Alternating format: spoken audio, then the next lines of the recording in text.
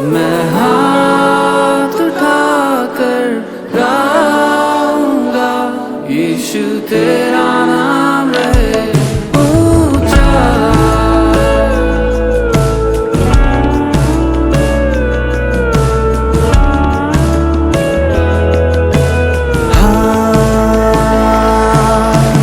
मौत से है बचाया तूने, जीवन नया है दे दिया। नाम लेकर पुकारा मुझे, महिमा से मुझको भर दिया। करुणा भलाई तेरी सदा रहेगी मुझ पर, तेरी विश्वास योग्यता देखूंगा मैं उम्र भर। मैं हाथ उठाकर गाऊंगा, यीशु तेरा नाम रहे ऊंचा। मैं हाथ उठाकर गाऊंगा, यीशु तेरा नाम रहे ऊंचा। आदर और महिमा हो तेरी, तू ही हमारा खुदा। पूरी हो तेरी ही मर्जी, आए तेरा राज यहाँ। आदर और महिमा हो तेरी, तू ही हमारा खुदा। पूरी हो तेरी ही मर्जी, तेरा ही राज हो यहाँ। हम हाथ उठाकर गाएंगे, यीशु तेरा नाम रहे ऊंचा।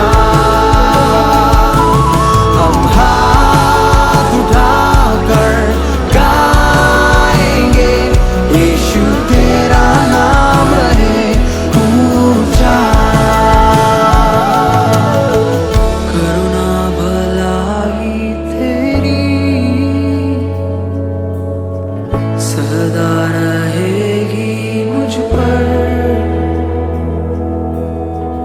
तेरी विश्वास योग्यता देखूंगा मैं उम्र भर। मैं हाथ उठाकर गाऊंगा, यीशु तेरा नाम रहे ऊंचा। मैं हाथ उठाकर गाऊंगा, यीशु तेरा नाम रहे ऊंचा। यीशु तेरा नाम रहे ऊंचा। यीशु तेरा नाम रहे ऊंचा।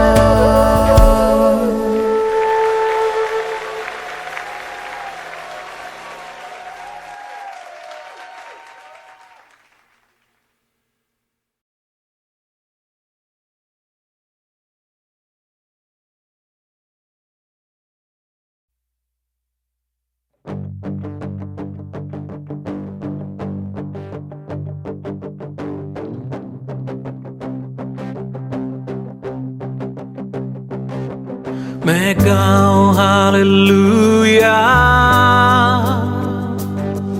मेरे शत्रुओं के सामने। मैं गाऊं हालेलुया, शंका की शोर से परे। मैं गाऊं हालेलुया,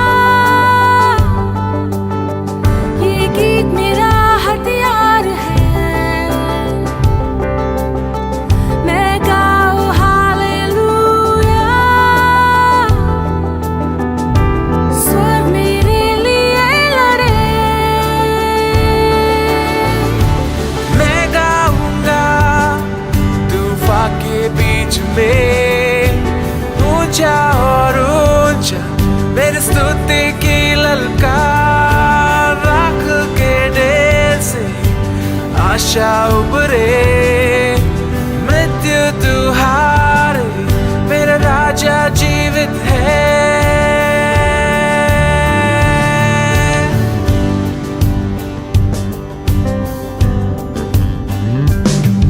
मैं गाऊं हालेलुया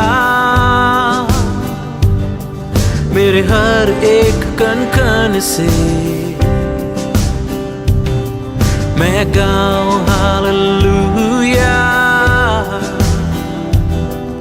अंधेरा सारा दूर हटे मैं गाऊं हालेलुया रहस्यों के बीच में मैं गाऊं हालेलुया डर तेरा मुझ पे जोर नहीं मैं गाऊंगा तूफान के बीच में ऊंचा और ऊंचा मेरी स्तुति की ललकार राख के ढेर से आशा उभरे मृत्यु तू हारे मेरा राजा जीवित है मैं गाऊंगा तूफान के बीच में ऊंचा और ऊंचा मेरी स्तुति की ललकार राख के ढेर से आशा उभरे मृत्यु तू हारे मेरा राजा जीवित है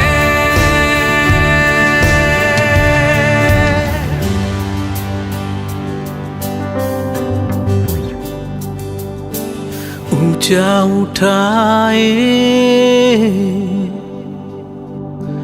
जय गीत गाए ऊंचा उठाए जय गीत गाए ऊंचा उठाए शत्रुओं के सामने जय गीत गाए शंका के शोर से परे ऊंचा उठाए मेरा हथियार है जय गीत गाए स्वर मेरे लिए लड़े ऊंचा उठाए कण कण से जय गीत गाए मेरा सारा दूर हटे ऊंचा उठाए रहस्यों के बीच में जय गीत गाए तेरा मुझ पे जोर नहीं मैं गाऊंगा तूफान के बीच में ऊंचा और ऊंचा मेरी स्तुति की ललकार राख के ढेर से आशा उभरे मृत्यु तू हारे मेरा राजा जीवित है मैं गाऊंगा तूफान के बीच में ऊंचा और ऊंचा मेरी स्तुति की ललकार राख के ढेर से आशा उभरे मृत्यु तू हारे मेरा राजा जीवित है Death could not hold you the whale tore before you it silenced the boast of sin and grave the heavens are roaring the praise of your glory for you are raised to life again you have no rival you have no equal now and forever God you reign yours is the kingdom yours is the glory yours is the name above all names ऊंचा उठाए जय गीत हाँ प्रभु, गाए। हम आपके नाम को ऊंचे उठाते हैं। वो वो नाम जो सब नामों के ऊपर है। आपने मृत्यु पर जयवंत होकर उसके डंक को हमेशा के लिए तोड़ दिया। प्रभु, स्वर्ग के नीचे और पृथ्वी के ऊपर केवल एक ही नाम दिया गया है, जिस नाम से मुर्दे जी उठते हैं, सूखी हड्डियों में जान भर जाती है, राख की जैसी अवस्था में भी अपरंपार आशा को भरता है। प्रभु, अपने शत्रुओं के सामने, हमारी परिस्थितियों के बीच में, हर शक और सवालों के ऊपर हम आपके नाम को ऊंचा उठाएंगे, क्योंकि सारी स्वर्गीय सेना हमारे लिए लड़ती है और हम जानते हैं कि जो हमारे अंदर है वो उससे बढ़कर है जो इस संसार में है, क्योंकि इन सब बातों में उसके द्वारा जिसने हमसे प्रेम किया हम जयवंत से बढ़कर हैं। यीशु मसीह के नाम से आमीन।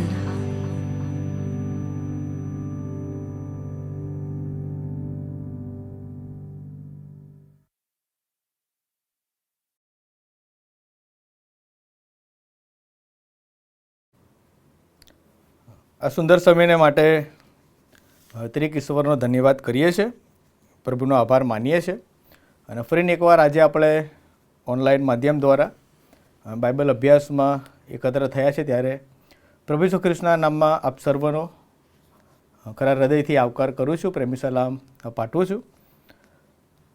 આ સમયે ખાસ the church of North India Gujarat ડાયોસિસના માનનીય બિશપ સાહેબ the right Rev Sylvans S Christian સાહેબનો આ સમયે આભાર માનું છું કે આજની આ બાઇબલ અભ્યાસમાં મને તક આપી અને આપણે સાથે રહીને શીખવા માંગીએ છીએ. ત્યારે ખાસ આપણે ટૂંકી પ્રાર્થનામાં જોડાય, પ્રાર્થના કરીએ. સ્વર્ગમાં બિરાજમાન અમારા જીવંત અને કૃપાળુ પિતા, તમારો ધન્યવાદ કરતા તમારો આભાર માનીએ છીએ. સવારથી અત્યાર સુધી તમે અમ સર્વને સંભાળતા ગયા છો. પ્રભુ, તમારો આભાર જ માનીએ છીએ. પિતા, અત્યારે બાઇબલ અભ્યાસમાં અમે જોડાયા છે, ત્યારે પ્રભુ આજના વચન દ્વારા તમે અમારી સાથે વાત અને વ્યવહાર કરજો. બોલનાર અને સાંભળનાર સર્વને તમારા હાથમાં સોંપતા પ્રાર્થના ઈસુ ખ્રિસ્તના નામમાં સાંભળો અને માન્ય કરો પિતા, આમેન. પ્રભુનું વચન વાંચીએ નવા કરારમાં. લુકની લખેલી સુવાર્તા તેનો 5મો અધ્યાય અને તેની પ્રથમ 11 વચનો.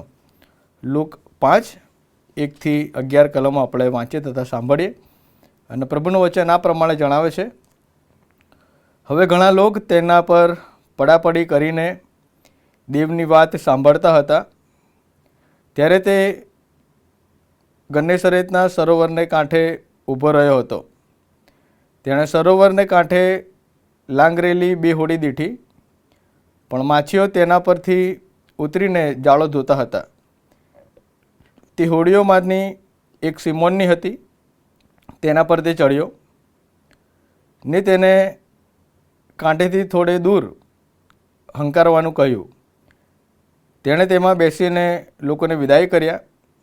બોધ કરી રહ્યા પછી તેણે સિમોનને કહ્યું કે ઊંડા પાણીમાં હંકારીને માછલા પકડવા સારું તારી જાળો નાખો. સિમોને તેને ઉત્તર આપ્યો કે સ્વામી, અમે આખી રાત મહેનત કરી પણ કશું પકડ્યું નહીં, તો પણ તારા કહ્યાથી હું જાળો નાખીશ. એમ કર્યા પછી તેઓએ માછલાનો મોટો જથ્થો ઘેરી લીધો, એટલે સુધી કે તેઓની જાળો ફાટવા લાગી. તેઓના ભાગ્યા બીજી હોડીમાં હતા. તેઓને તેઓએ ઇશારો કર્યો કે તેઓ આવીને તેઓને સહાય કરે. તેઓએ આવીને બંને હોડીઓને એવી ભરી કે તેઓ ડૂબવા લાગી. તે જોઈને સિમોન પિત્તરે ઈશ્વરના પગ આગળ પડીને કહ્યું કે ઓ પ્રભુ, મારી પાસેથી જા, કારણ કે હું પાપી માણસ છું. કેમ કે માછલાનો જે જથ્થો પકડાયો હતો તેથી તે તથા તેના સર્વ સાથીઓ અચરજ થયા. જબદીના દીકરા યાકૂબ તથા યોહાન, જેઓ સિમોનના ભાગ્યા હતા, તેઓને પણ અચંબો લાગ્યો. ઈસુએ સિમોનને કહ્યું કે બીમાં, હવેથી તું માણસો પકડનાર થશે. હોડીઓને કાંઠે લાવ્યા પછી તેઓ બધું મૂકીને તેની પાછળ ચાલ્યા. આમીન. પ્રભુનો ધન્યવાદ કરીએ છીએ અને પ્રભુનો આભાર માનીએ છીએ. જે શાસ્ત્રપાઠ વાંચવામાં આવ્યો લુકની લખેલી સુવાર્તા તેનો 5મો અધ્યાય અને પ્રથમ 11 વચનો ખૂબ જ જાણીતો આ શાસ્ત્ર પાઠ છે અને આપણે ઘણી બધી વખત આ શાસ્ત્ર પાઠને વાંચ્યો છે, એના વિશે સંદેશા પણ સાંભળ્યા છે. કેટલાક એના જે વિષયો છે એનાથી પણ આપણે વાકેફ છે. અને આજે આપણે જે વિષય પર થોડો સમય મનન કરવા માંગીએ છીએ એ તો એ છે કે ઈસુ ખ્રિસ્ત સાથેનો ભેટો, એટલે કે encounter with saviour Jesus Christ. અને એના અનુસંધાનમાં આજે આપણે કેટલીક બાબતો સાથે રહીને શીખવા માંગીએ છીએ. ઈસુની મુલાકાત જ્યારે પિત્તરની સાથે થાય છે એનું વર્ણન લુકની લખેલી સુવાર્તા તેનો 5મો અધ્યાય અને 1 થી 11 કલમમાં એનું વર્ણન કરવામાં આવેલું છે. અને બહુ અગત્યનો આ બનાવ કે એના દ્વારા પિત્તરને પ્રભુ તેડું આપે છે અને અદ્ભુત અને અજાયબ ચમત્કાર કરે છે, તેની પસંદગી કરે છે. એ વિષયો આપણે જાણીએ છીએ. ઈશ્વરની સાથેની મુલાકાત દ્વારા માનવી જીવનમાં બદલાણ આવે છે. એ નિચોડ આપણને આ શાસ્ત્રપાઠમાંથી આપણને શીખવા મળે છે. અને જ્યારે મુલાકાત થાય છે, જ્યારે સ્વામી સાથેની એનો એ ભેટો થાય છે, ત્યારે એ નવીનતાને યોગે નવા માણસપણામાં તે આવે છે. એટલે કે જૂનું માણસપણું દૂર થતું જાય છે અને નવા વિચારની સાથે, નવા દૃષ્ટિકોણની સાથે અને ઈશ્વર પ્રત્યેના એ વિશ્વાસની સાથે વ્યક્તિ આગળ વધે છે. અને હમણાં મેં કહ્યું એ પ્રમાણે કે આ જે ચમત્કાર થાય છે એનાથી આપણે વાકેફ છે. આપણે જાણીએ છીએ કે પિત્તરને મળેલું તેડું, શિષ્યની પસંદગી. અને આજે આપણે જે બાબત વિશે જોવા માંગીએ છીએ કે એક બાજુ પ્રભુ ઈસુ ખ્રિસ્ત છે અને એક બાજુ પિત્તર અને એના એ સંજોગો છે. અને એ સંજોગોમાંથી જ્યારે પિત્તર પસાર થાય છે, એવા સમયોમાંથી જ્યારે પિત્તર પસાર થાય છે, ત્યારે પ્રભુ ઈસુ ખ્રિસ્ત એની મુલાકાત લે છે. ભલા ભાઈઓ અને બહેનો, આજે આપણા જીવનોમાં અલગ અલગ સંજોગો અને પરિસ્થિતિથી કદાચ આપણે પસાર થતા હોઈએ, પણ પ્રભુ ઈસુ ખ્રિસ્ત જેમ પિત્તરની વારે રહ્યા, પિત્તરની પાસે ગયા, પિત્તરની સાથે વાત કરી, તેમ મારો ને તમારો તારનાર આપણી સાથે અલગ અલગ રીતે વાત કરે છે. અને જ્યારે પ્રભુ આપણી સાથે વાત કરે છે ત્યારે આપણા એ સંજોગો દૂર થાય છે, આપણી પરિસ્થિતિ દૂર થાય છે. એ અશાંત વાતાવરણમાંથી આપણને એ શાંતિમય જીવન પ્રાપ્ત કરવાને માટે તે હંમેશા આપણને ઉત્તેજન આપે છે, પડકાર આપે છે અને જીવનમાં આનંદ આપે છે. અને એ વિષયના અનુસંધાનમાં એટલે કે encounter with saviour Jesus Christ, એટલે કે પ્રભુ ઈસુ ખ્રિસ્ત સાથેના એ ભેટામાં પિત્તરની જ્યારે આપણે વાત કરીએ છીએ ત્યારે એમાં જે બાબતો લખવામાં આવી છે એ તો એ હતી કે ગન્નેસરેતના સરોવરને કાંઠે ઊભો રહ્યો હતો.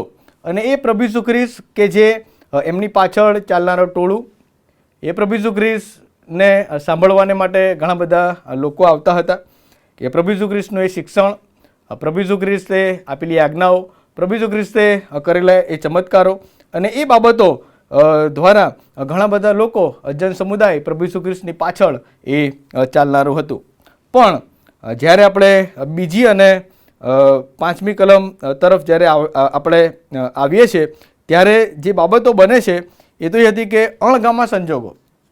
માનવી જીવનમાં એવા કેટલાક એવા સંજોગો આવે છે ત્યારે કદાચ આપણે હતાશ થઈ જઈએ, આપણે નિરાશ થઈ જઈએ, આપણે પડી જઈએ, આપણે ડગી જઈએ.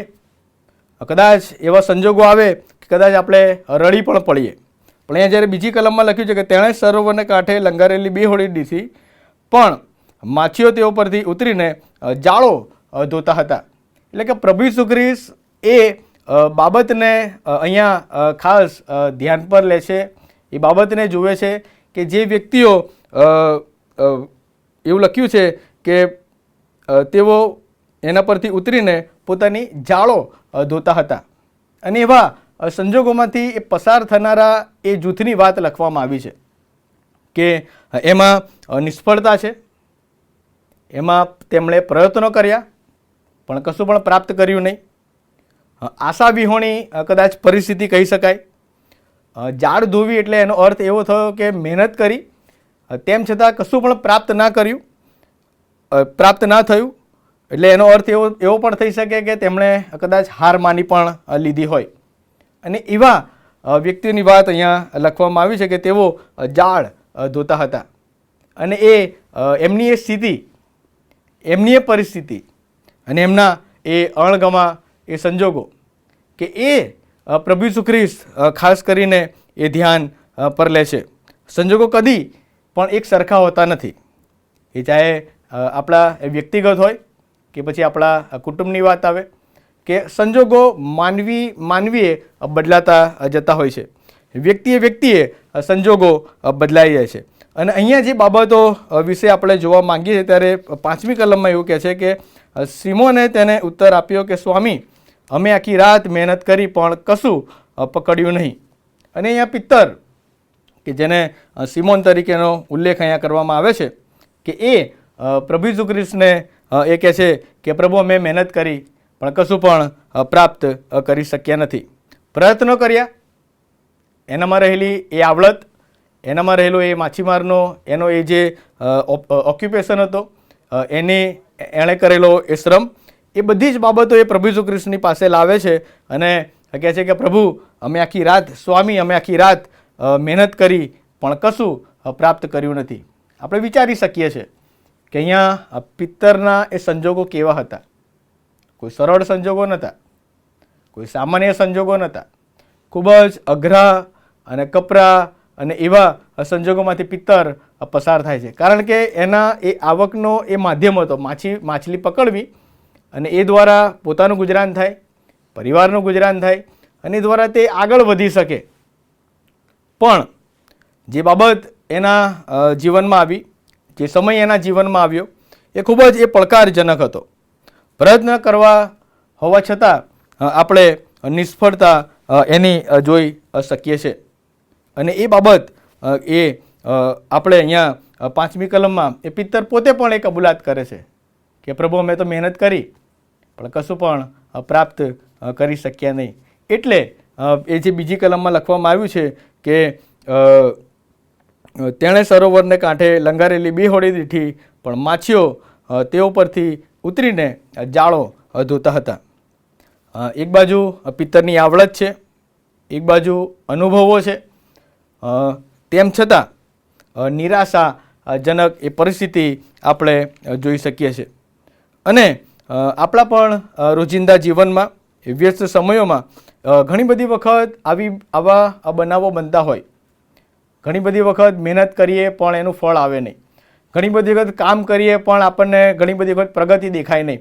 ઘણી વખત આપણે નિર્ણયો લઈએ, કામ કરવાને માટે આપણે પ્રયત્નો કરીએ પણ આપણે એ પ્રમાણેની સફળતા આપણે ઘણી બધી વખત જોઈ શકતા નથી. અને એના કારણે આ પિત્તરની માફક કદાચ આપણે નિરાશામાં આવી જઈએ, ઘણી બધી વખત આપણે એકલા પડી જઈએ, ઘણી બધી વખત આપણે મુશ્કેલીમાં મુકાઈ જઈએ. એવી પરિસ્થિતિ અહીંયા આપણે જોઈ શકીએ છીએ. અણગમા સંજોગો ખૂબ જ અઘરી અને ખૂબ જ એવી પડકારદાયક સંજોગોમાંથી પિત્તર પસાર થાય છે. અને વાલા ભાઈઓ અને બહેનો, એ જે 5મી કલમ કે જે પિત્તર એ સ્વામીને એ કબૂલાત કરે છે કે સ્વામી અમે આખી રાત મહેનત કરી પણ કશું પકડ્યું નહીં, કશું પણ પકડ્યું નહીં. બહુ નિખાલસપણે એ પ્રભુની પાસે આવે છે. નિખાલસપણે એ પ્રભુની આગળ એ શબ્દો કહે છે કે પ્રભુ અમે પ્રયત્નો કર્યો, મારી આવડત, મારી કાબિલિયત અને એ બધા દ્વારા અમે જેમ દર વખતે કરતા જઈએ છીએ એમ આજે પણ કરવા ગયા પણ પ્રભુ આજે અમને નિષ્ફળતા પ્રાપ્ત થઈ છે. પણ જ્યારે આપણે એ 5મી કલમના બીજા ભાગમાં જ્યારે આપણે આવીએ છીએ ત્યારે પ્રભુ ઈસુ ખ્રિસ્ત ત્યારે એને બહુ સ્પષ્ટપણે એ પિત્તર એ બાબત પર ફોકસ કરતા કહે છે કે તો પણ તારા કયાથી હું જાળો નાખીશ. તો પણ તારા કયાથી હું જાળો નાખીશ. એટલે કે પ્રભુ ઈસુ ખ્રિસ્તે જ્યારે એને ચોથી કલમમાં જે આજ્ઞા આપી, બોધ કરી રહ્યા પછી તેણે સિમોનને કહ્યું કે ઊંડા પાણીમાં હંકારીને માછલા પકડવા સારું તારી જાળો નાખ. ફરીને એકવાર બોધ કરી રહ્યા પછી તેણે સિમોનને કહ્યું કે ઊંડા પાણીમાં હંકારીને માછલા પકડવા સારું તારી જાળો નાખ. એ ઈસુની આજ્ઞા.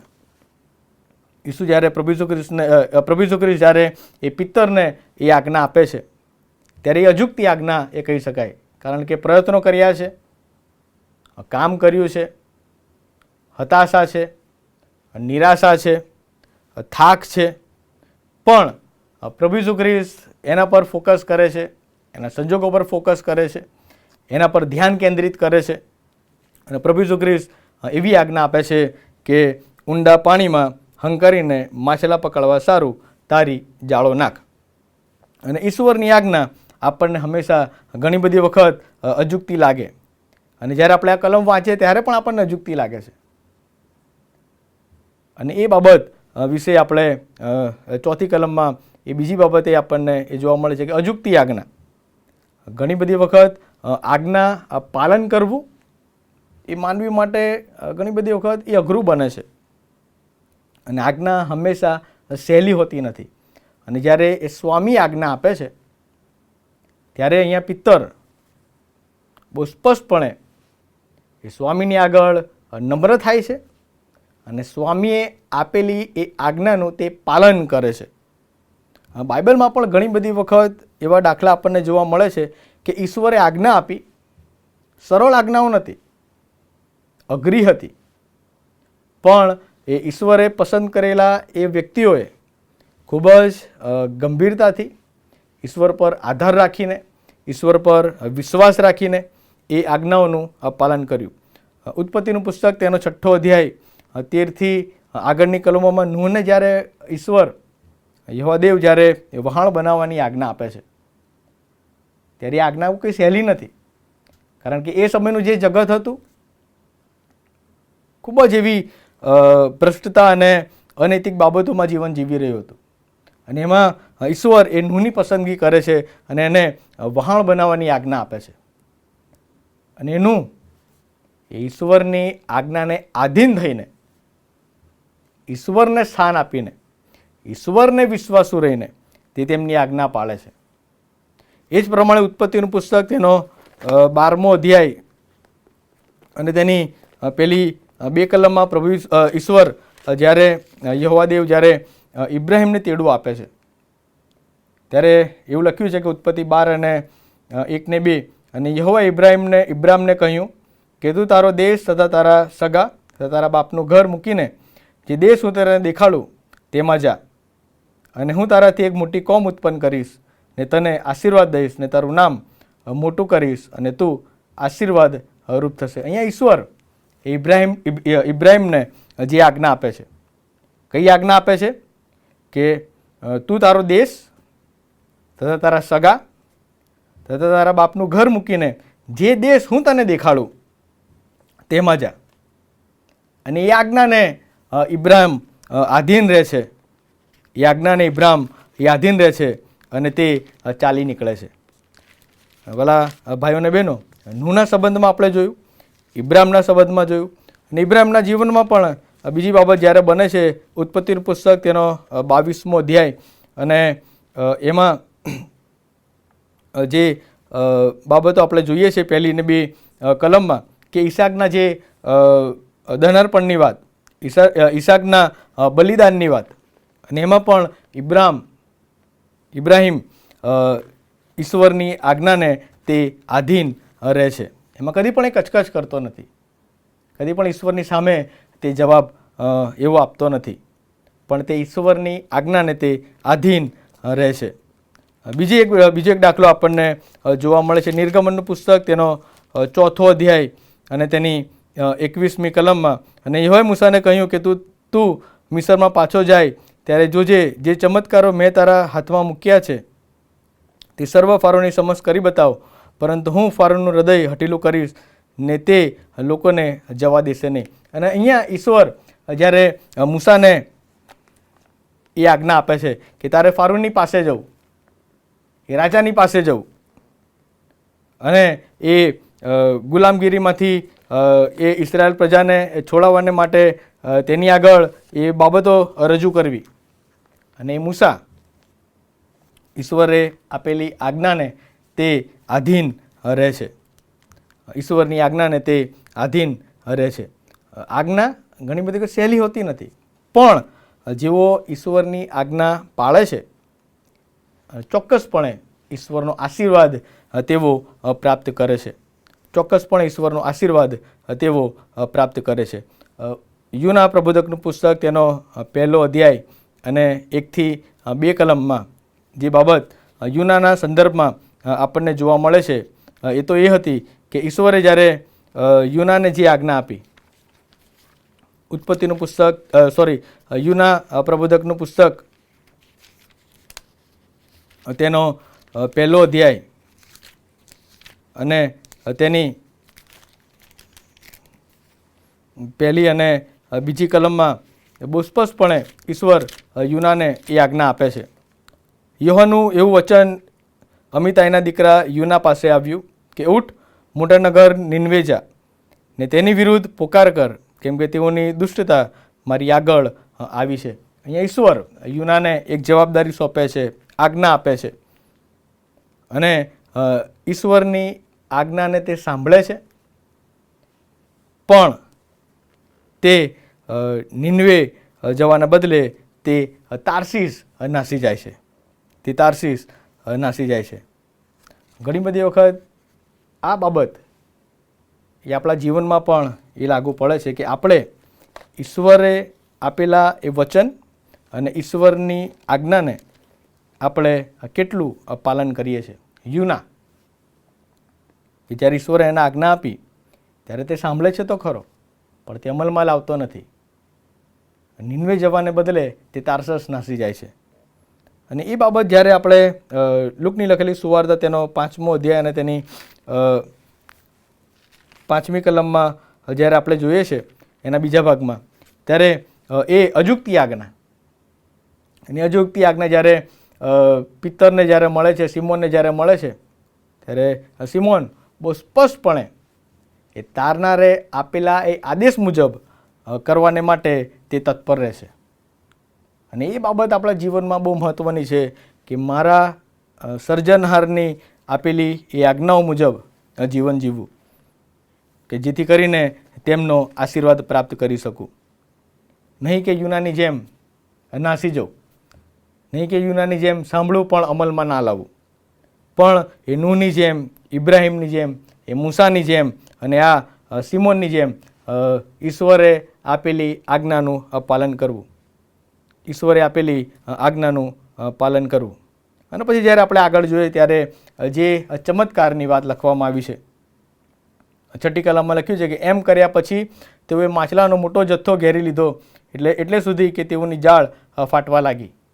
અને એ આજ્ઞાનું જ્યારે એ પિત્તર પાલન કરે છે ત્યારે એના જીવનમાં તે આશીર્વાદ એ પ્રાપ્ત કરે છે કે જે એની નિષ્ફળતા હતી, જે એના નિરાશાજનક સંજોગો હતા, જે આશાવિહોણી પરિસ્થિતિ હતી, એક જગ્યાએ તે હાર માની લીધો હતો, પણ જ્યારે તે પ્રભુની આજ્ઞા માને છે ત્યારે તે ઈશ્વરના એ પરાક્રમનો તે અનુભવ કરે છે, ઈશ્વરના એ સામર્થ્યનો અનુભવ કરે છે અને ઈશ્વરના એ પ્રેમનો અનુભવ કરે છે. અને એનો 6ઠ્ઠી કલમમાં લખ્યું છે કે તેઓએ માછલાનો મોટો જથ્થો ઘેરી લીધો, એટલે સુધી કે તેઓની જાળો ફાટવા લાગી, એટલે સુધી કે તેઓના ભાગ્યા બીજી હોડીમાં હતા. તેઓ ઈશારો કર્યો કે તેઓ આવીને તેઓને સહાય કરે. તેઓએ આવીને બંને હોડીઓને એવી ભરી કે તેઓ ડૂબવા લાગી. એ પ્રભુનું કાર્ય. જ્યારે આપણે એમની આજ્ઞા સાંભળીએ છીએ, પાલન કરીએ છીએ, ત્યારે એ આપણા જીવનમાં ચોક્કસપણે એ કાર્ય કરે છે. અને એ પિત્તરના એ જીવનના એ બનાવ પરથી આપણને એ શીખવા મળે છે કે એની ઈસુની માનેલી આજ્ઞા દ્વારા તે આશીર્વાદ પ્રાપ્ત કરે છે. તે આશીર્વાદ પ્રાપ્ત કરે છે. અને પછી 8મી કલમમાં એ લખ્યું છે કે આશ્ચર્યજનક એ ઓળખ એ થાય છે. તે જોઈને સિમોન પિત્તરે ઈસુના પગ આગળ પડીને કહ્યું કે ઓ પ્રભુ, મારી પાસેથી જા, કારણ કે હું પાપી છું. એ તારનાર એના પ્રેમનો જ્યારે તે અનુભવ કરે છે, એમને પરાક્રમનો અનુભવ કરે છે, એમને અધિકારનો જ્યારે એ અનુભવ કરે છે, ત્યારે એ પોતાની જાતને એ પ્રભુની આગળ એ ખાલી કરે છે, પોતાની આગળ એ ખાલી કરે છે. ઈશ્વરની ઓળખ થાય છે ત્યારે જીવન એ બદલાવવું જોઈએ.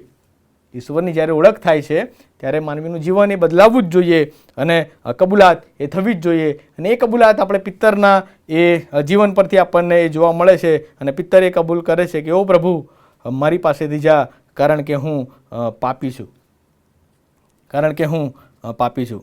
એ ઓળખ જ્યારે તે પ્રભુની આગળ આવે છે કે મારો એ તારનાર, મારો એ સ્વામી કે જે સર્વ કરી શકે છે, અને એણે મારી મુલાકાત લીધી, એણે મારી મુલાકાત લીધી.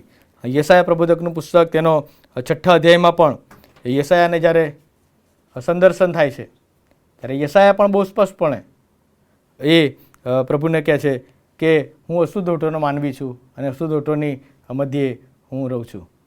એ જ પ્રમાણે યર્મિયા પ્રબોધકનું પુસ્તક તેનો 1 અધ્યાય અને તેની 4 થી 10 કલમમાં જ્યારે યર્મિયાને તેડું આપવામાં આવે છે ત્યારે યર્મિયા પણ બહુ સ્પષ્ટપણે એ પોતાની જાતને એ પ્રભુની આગળ એ ખાલી કરતા કહે છે કે ત્યારે 6ઠ્ઠી કલમમાં લખ્યું, ત્યારે મેં કહ્યું કે ઓ પ્રભુ યહોવા, મને તો બોલતા આવડતું નથી, કારણ કે હજી હું બાળક છું. અને એ બાબત જ્યારે પ્રભુનો ભેટો થાય ત્યારે એ બહુ સ્પષ્ટપણે એ માનવીએ એ બાબત યાદ રાખવી કે એ પોતે પાપી છે અને પાપોની કબૂલાત કરવી એ ખૂબ જ આવશ્યકતા છે, એ ખૂબ જ આવશ્યકતા છે. અને પિત્તર અહીંયા બહુ સ્પષ્ટપણે પ્રભુની આગળ આવે છે ત્યારે એ કહે છે કે પ્રભુ, મારી પાસેથી જા, હું પાપી માણસ છું, હું પાપી માણસ છું. પણ પ્રભુ ઈસુ ખ્રિસ્ત તેનો સ્વીકાર કરે છે, તેની કબૂલાત સાંભળે છે અને પછી અનિવાર્ય જવાબદારી તેને સોંપે છે. અને આપણે જાણીએ છીએ અને અનિવાર્ય જવાબદારી એ આ પ્રમાણેની હતી કે 10મી કલમમાં જબદીના દીકરા યાકૂબ તથા યોહાન જેઓ સિમોનના ભાગ્ય હતા તેઓને પણ અચંબો લાગ્યો. ઈસુએ સિમોનને કહ્યું કે બીમાં, હવેથી તું માણસોને પકડનાર થશે. અનિવાર્ય જવાબદારી અને બહુ મહત્ત્વની જવાબદારી એ પિત્તરને અહીંયા સોંપવામાં આવે છે. કેમ? કારણ કે એણે ઈસુનું સાંભળ્યું. કેમ? કારણ કે એણે ઈસુની આજ્ઞાનું પાલન કર્યું. કેમ? કારણ કે એણે ઈસુએ કરેલા એ ચમત્કારોમાંથી મળેલા એ આશીર્વાદોને તેણે નિહાળ્યા. અને કેમ કે તેણે પોતાની જાતને પ્રભુની આગળ તેણે ખાલી કરી અને કબૂલાત કરી. અને પ્રભુ તેને એના એ વિશ્વાસને જોઈને પ્રભુ તેને બહુ સ્પષ્ટપણે જવાબદારી સોંપે છે કે બીમાં, હવેથી તું માણસો પકડનાર થશે. એક અલગ જવાબદારી, અનોખી જવાબદારી, એક મહત્ત્વની જવાબદારી, અને એ પિત્તરની પસંદગી ત્યાં કરવામાં આવે છે.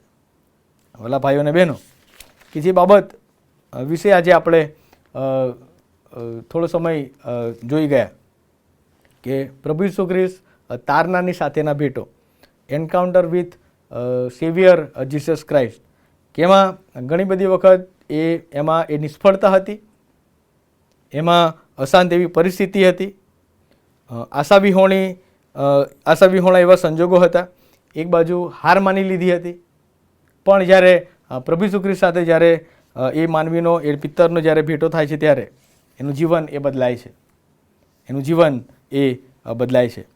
ત્યારે 2 પ્રશ્નો કદાચ આપણા જીવનને માટે હોઈ શકે કે આજે હું કયા સંજોગોમાંથી પસાર થઉં છું, અને જો એવા સંજોગોમાંથી પસાર થતો હોય ત્યારે શું મારા સ્વામીનું સાંભળું છું કે કેમ? આજે હું કોનું સાંભળું છું? એ પહેલો પ્રશ્ન એ કદાચ એ મારો એ હોઈ શકે. બીજી બાબત કે જે મને તમને એમાં એ પ્રશ્નના અનુસંધાનમાં એ જોવા મળે છે કે શું હું મારા સર્જનહારની આજ્ઞાઓનું પાલન કરું છું કે કેમ? શું મારા સર્જનહારની આજ્ઞાઓનું પાલન કરું છું કે કેમ? અને ત્રીજો જે પ્રશ્ન એ હોઈ શકે કે પ્રભુ મને જે જવાબદારી સોંપવા માંગી રહ્યા છે, શું એ જવાબદારી મેં અત્યાર સુધી અદા કરી છે કે કેમ? એ 3 પ્રશ્નો એ આપણા માટે એ હોઈ શકે. કયા સંજોગોમાંથી પસાર થઉં છું ત્યારે મારો પ્રતિભાવ કેવો હોય છે? શું મારા સર્જનહારની આજ્ઞાઓ માનું છું કે કેમ? અને જ્યારે પ્રભુ મને નિખાલસ જોઈને મને જવાબદારી સોંપે છે ત્યારે એમાં હું કેટલી હદ સુધી કાર્ય કરું છું? હું કેટલે હદ સુધી કાર્ય કરું છું. જેથી કરીને વાલા ભાઈઓ અને બહેનો, લુકની લખેલી સુવાર્તા તેનો 5મો અધ્યાય અને 1 થી 11 કલમ, કે જે પિત્તરનો તારનારની સાથેનો એ ભેટો જ્યારે થાય છે ત્યારે એનું જીવન એ બદલાયેલું મને તમને એ જોવા મળે છે. એનામાં રહેલી નિખાલસપણું, એનામાં રહેલી નમ્રતા અને મુક્તપણે તારનારની તે આજ્ઞા માને છે ત્યારે તારનાર તેના જીવનમાં સ્પષ્ટપણે એ કાર્ય કરે છે, સ્પષ્ટપણે એ કાર્ય કરે છે. જેથી કરીને જ્યારે આપણે આ જીવન જીવી રહ્યા છીએ ત્યારે મારો પણ તારનારની સાથે એ ભેટો થવો ખૂબ જ એ અગત્યનું છે. કારણ કે મારી ચિંતા રાખે છે, જેમ પિત્તરની ચિંતા રાખી એ મારી પણ ચિંતા રાખે છે. એ મને તમને એવા સંજોગોમાં રહેવા દેતા નથી. પિત્તરને એના એ સંજોગોમાં રહેવા દીધો નહીં, પણ તેને એ સંજોગોમાંથી બહાર કાઢી લાવ્યો અને પોતાનો પ્રેમ તેના જીવન પ્રત્યે એ જાહેર કર્યો. એ મારો ને તમારો પ્રભુ કે આજે પણ મને તમને ચાહે છે, મારાને તમારા પર પ્રેમ કરે છે, મારીને તમારી ચિંતા રાખે છે અને આપણા ગમે તેવા સંજોગો હોય પણ એ તત્પર રહીને એ આપણી પાસે આવે છે અને આપણી એ મુલાકાત લે છે. અને પિત્તરની સાથેની એમની એ મુલાકાત અને પછી આપણે જ્યારે પિત્તરનું જીવન જ્યારે જોઈએ છે ત્યારે પ્રભુને માટે એ ખર્ચાઈ જવાની વાત, પ્રભુને માટે એ હંમેશા ઊભા રહેવાની વાત અને પ્રભુને સમય આપવાની વાત. જેથી કરીને વાલા ભાઈઓ અને બહેનો, આજે આપણે વિચારીએ કે હું મારા તારનારને કેટલો સમય આપું છું, હું મારા તારનારની સાથે કેટલો સમય વિતાવું છું, હું મારા તારનારનું કેટલું સાંભળું છું. એ બાબત પણ કદાચ આજે આપણે પોતાના જીવનમાં પોતાને એ પ્રશ્ન પૂછવો ખૂબ જ એ અગત્યનો છે. જેથી કરીને આવો આપણે આપણા મસ્તકો નમાવીએ, પ્રાર્થનામાં જોડાઈએ અને પ્રાર્થના કરીએ. સૃષ્ટિના સર્જનહાર અમારા પ્રભુને અમારા દેવ, તમે અમારા પર પ્રેમ કરો છો, તમે અમને સંભાળો છો, તમે અમને સાચવો છો અને તમે અમને કદી પણ એવી અઘરી પરિસ્થિતિમાં રહેવા દેતા નથી. તમે અમારો હાથ પકડીને તમે અમને બહાર કાઢી લાવો છો. એવા પ્રભુ તમે અમને મળ્યા છો, માટે પિતા તમારો ધન્યવાદ કરતા અમે તમારો આભાર માનીએ છીએ. પ્રભુ, આજે જે બાઇબલ અભ્યાસ અમે કરી શક્યા અને એમાં જે બાબતો અમને શીખવા મળે છે કે અમારા ગમે તેવા સંજોગો હોય પણ પ્રભુ તમે મુલાકાત લો છો. અને પ્રભુ, જ્યારે તમે પિત્તરની મુલાકાત લીધી ત્યારે પ્રભુ તમે તેના જીવનમાં અદ્ભુત અને અજાયબ કાર્ય કર્યું. એ બાબત પણ અમને શીખવા મળે છે કે તમે આપેલી આજ્ઞા જે સાંભળે છે એનું પાલન કરે છે, એના જીવનમાં તમે એ કાર્ય કરો છો. અને જ્યારે પિત્તરને તમે આજ્ઞા આપી અને પિત્તર નિખાલસપણે તમારી આજ્ઞાની આધીન રહે છે અને કહે છે કે તમારા કહ્યા પ્રમાણે હું જાળો નાખીશ. પ્રભુ, આજે અમે તમારા બાળકો તરીકે, તમારા લોકો તરીકે એકત્ર થયા છે ત્યારે અમને પણ એવું મન આપો. અને પ્રભુ, જ્યારે તમે એને જવાબદારી સોંપી, એને પસંદ કર્યો અને જવાબદારી સોંપી, ત્યારે પ્રભુ તમે અમને પણ એ જવાબદારી આપવા જઈ રહ્યા છો ત્યારે પ્રભુ એવી અમારી જવાબદારી અદા કરવાને માટે તમે અમને કૃપા પૂરી પાડો. હા પ્રભુ, તમે અમારા સર્જનહાર છો, તમે અમારી મુલાકાત લેનાર પ્રભુ છો, તમે અમારા પર અનહદ પ્રેમ કરનાર અમારા ઈશ્વર છો. માટે તમારો આભાર માનીએ છીએ કે જે પ્રેમ સદા સર્વકાળ અમારી સાથે રહેશે અને અમને સંભાળે છે. માટે તમારો ધન્યવાદ કરતા અમારી પ્રાર્થના ઉદ્ધાર કરનાર અમારા સ્વામી પ્રભુ ઈસુ ખ્રિસ્તના નામમાં સાંભળો અને તેનો સ્વીકાર કરો પિતા. આમીન. આકાશમાં અમારા બાપ, તમારું નામ પવિત્ર બનાવો, તમારું રાજ્ય આવો, જેમ આકાશમાં તેમ પૃથ્વી પર તમારી ઈચ્છા પૂરી થાવ. દિવસની અમારી રોટલી આજ અમને આપો, જેમ અમે અમારું ઋણ માફ કર્યા છે તેમ તમે અમારું ઋણ અમને માફ કરો. અમને પરીક્ષામાં ના લાવો, બુડાઈથી એમાં છૂટકો કરો, કેમ કે રાજ્ય તથા પરાક્રમ તથા મહિમા સર્વકાળ સુધી તમારા જ છીએ. આમીન. હવે આપણા તારનાર પ્રભુ ઈસુ ખ્રિસ્તની કૃપા, ઈશ્વર પિતાનો પ્રેમ, પ્રભુ પવિત્ર આત્માની મીઠી અને મધુરી સંગત આપણે સર્વની સાથે હમણાંથી તે સદા સર્વકાળ સુધી રહો. આમીન.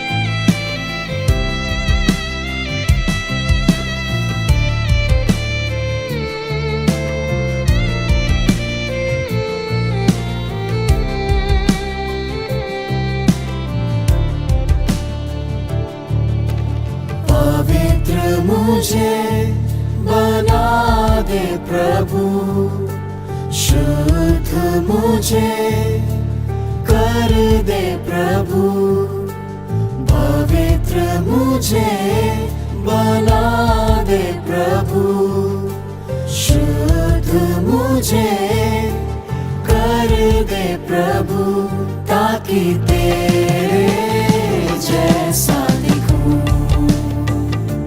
ताकि तेरे जैसा दिखूं।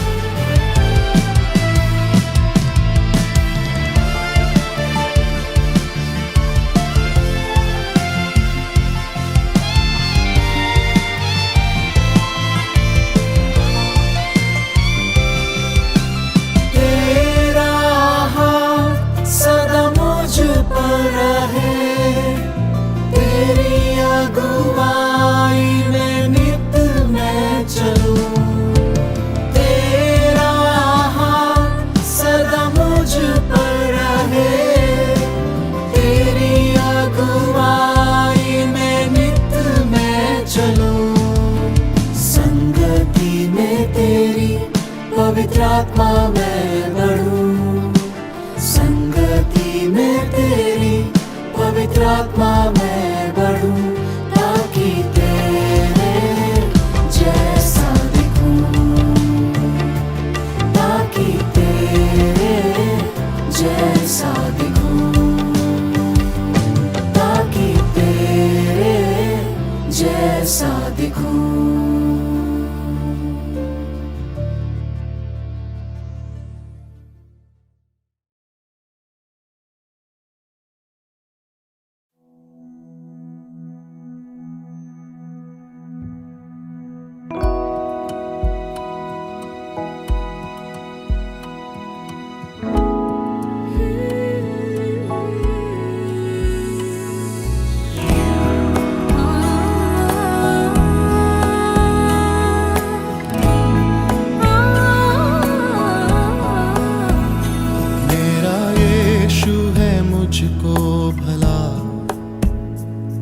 ही काफी है सदा सर्वदा। मेरा यीशु है मुझको भला, वो ही काफी है सदा सर्वदा। दुख में रोग में हर मुसीबत में मेरे मन वो ही काफी है तुझे। दुख में रोग में हर मुसीबत में मेरे मन वो ही काफी है तुझे। कलवरी के पहाड़ पर चढ़ा, था मुकुट कांटों का सिर पर। कलवरी के पहाड़ पर चढ़ा, था मुकुट कांटों का सिर पर। मेरी वेदना सब दूर करके मुझे नया जीवन प्रदान कर दिया। मेरी वेदना सब दूर करके मुझे नया जीवन प्रदान कर दिया।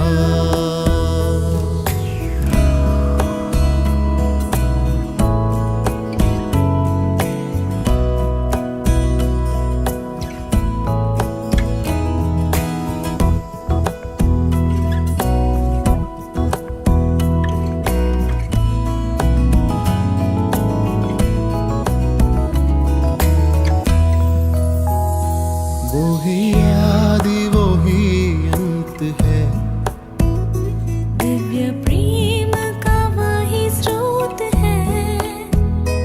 वो ही आदि वो ही अंत है। दिव्य प्रेम का वही स्रोत है।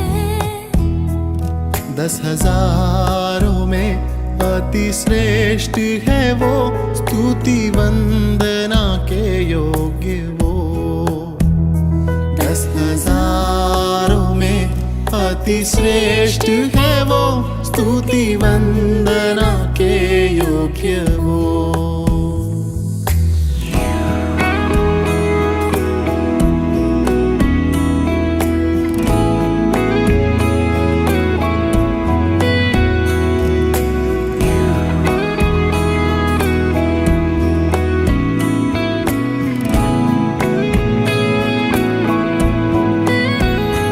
जिंदगी का सफर है कठिन, आते हैं अवरोध पल छिन। जिंदगी का सफर है कठिन। आते हैं अवरोध पल छिन। दिन में मेघ स्तंभ, रात्रि अग्नि स्तंभ बन के राह चलाएगा मुझे। दिन में मेघ स्तंभ, रात्रि अग्नि स्तंभ बन के राह चलाएगा मुझे। मेरे दुखों का होगा दमन, आंसू पूछेगा जो आँखों की नम। मेरे दुखों का होगा दमन, आंसू पूछेगा जो आँखों की नम। राजा बन के जब बादलों पर आएगा, मैं भी उड़ उसके संग जाऊंगा। राजा बन के जब बादलों पर आएगा, मैं भी उड़ उसके संग जाऊंगा। मेरा यीशु है मुझको भला, वो ही काफी है सदा सर्वदा। मेरा यीशु है मुझको भला, वो ही काफी है सदा सर्वदा। दुख में रोग में हर मुसीबत में मेरे मन वो ही काफी है तुझे। दुख में रोग में हर मुसीबत में मेरे मन वो ही